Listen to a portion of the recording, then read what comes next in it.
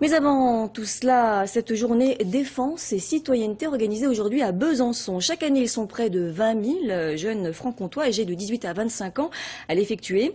À quelques jours des commémorations du 11 novembre, cette journée a été organisée pour la première fois à la citadelle de Besançon. Sur place, Fabien Grandillon et David Martin.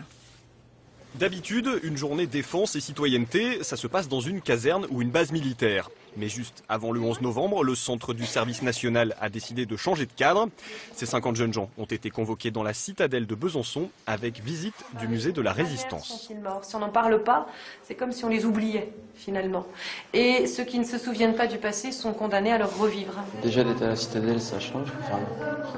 C'est pas la même chose que d'être dans une casière. Du coup, ça nous permet aussi de découvrir réellement l'histoire. Parce que j'étais venue ici, je suis déjà venue à la citadelle il y a très longtemps, et j'étais quand même petite pour comprendre l'histoire, alors que là, je comprends vraiment.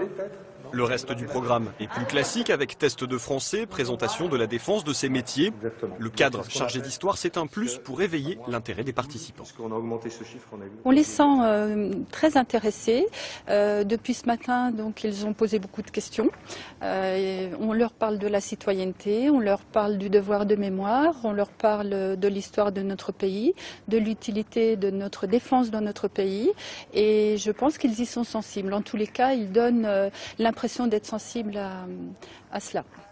La citadelle y trouve aussi son compte. Pour le monument, c'est un beau moyen de promotion auprès des jeunes. Tous les moyens pour faire découvrir la citadelle sont intéressants. Là, on est sur un public plutôt jeune, effectivement, une tranche d'âge 17-25 ans, donc c'est intéressant.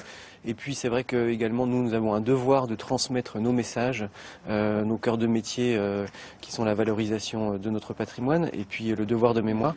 Les deux parties songent déjà à retenter l'expérience l'an prochain pour le centenaire de la Première Guerre mondiale.